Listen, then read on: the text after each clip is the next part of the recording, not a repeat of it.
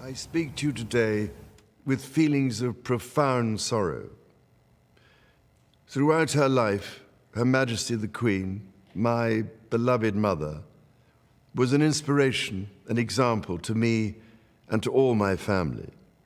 And we owe her the most heartfelt debt any family could owe to their mother, for her love, affection, guidance, understanding, and example.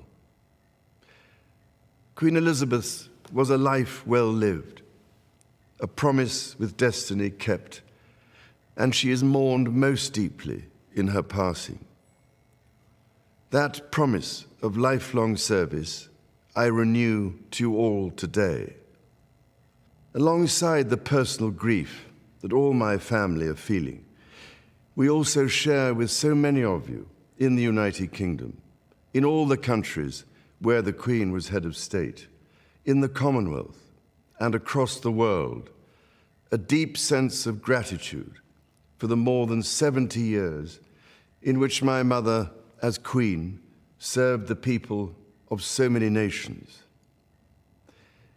In 1947, on her 21st birthday, she pledged in a broadcast from Cape Town to the Commonwealth to devote her life, whether it be short or long, to the service of her peoples. That was more than a promise. It was a profound personal commitment which defined her whole life. She made sacrifices for duty. Her dedication and devotion as sovereign never wavered, through times of change and progress, through times of joy and celebration, and through times of sadness and loss. In her life of service, we saw that abiding love of tradition, together with that fearless embrace of progress, which makes us great as nations. The affection, admiration, and respect she inspired became the hallmark of her reign.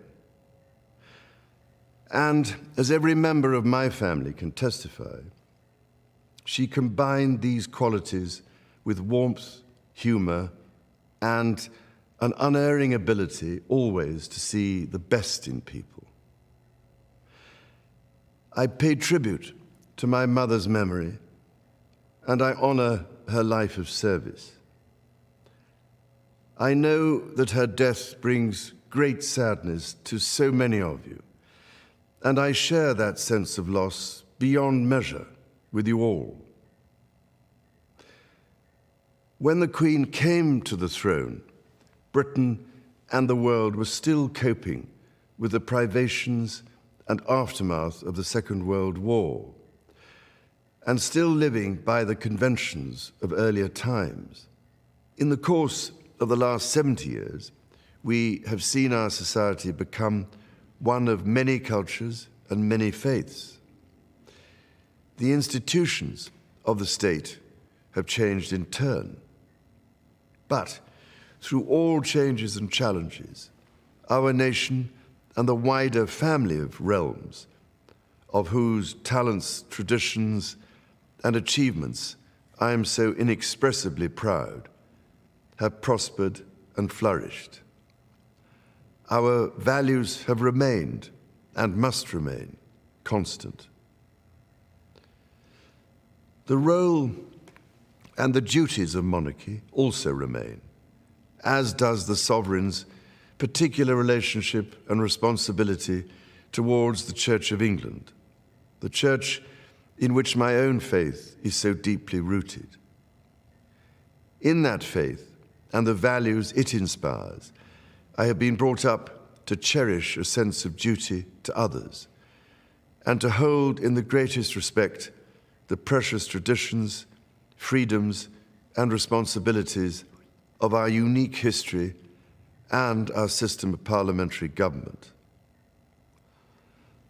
As the Queen herself did with such unswerving devotion, I too now solemnly pledge myself throughout the remaining time God grants me, to uphold the constitutional principles at the heart of our nation. And wherever you may live in the United Kingdom, or in the realms and territories across the world, and whatever may be your background or beliefs, I shall endeavor to serve you with loyalty, respect, and love, as I have throughout my life. My life will, of course, change as I take up my new responsibilities. It will no longer be possible for me to give so much of my time and energies to the charities and issues for which I care so deeply. But I know this important work will go on in the trusted hands of others. This is also a time of change for my family. I count on the loving help of my darling wife, Camilla. In recognition of her own loyal public service since our marriage 17 years ago, she becomes my Queen Consort.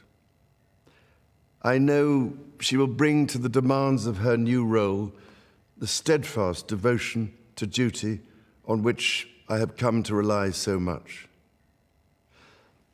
As my heir, William now assumes the Scottish titles which have meant so much to me. He succeeds me as Duke of Cornwall and takes on the responsibilities for the Duchy of Cornwall, which I have undertaken for more than 5 decades. Today, I am proud to create him Prince of Wales, Tywysog Cymru, the country whose title I've been so greatly privileged to bear during so much of my life and duty. With Catherine beside him, our new Prince and Princess of Wales will, I know, continue to inspire and lead our national conversations, helping to bring the marginal to the centre ground, where vital help can be given. I want also to express my love for Harry and Meghan as they continue to build their lives overseas. In a little over a week's time, we will come together as a nation, as a Commonwealth, and indeed a global community, to lay my beloved mother to rest. In our sorrow, let us remember and draw strength from the light of her example. On behalf of all my family, I can only offer the most sincere and heartfelt thanks for your condolences and support. They mean more to me than I can ever possibly express. And to my darling Mama, as you begin your last great journey to join my dear late Papa, I want simply to say this: thank you.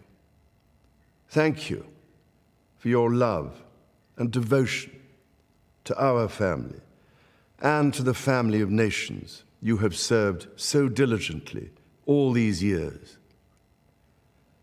May flights of angels sing thee to thy rest.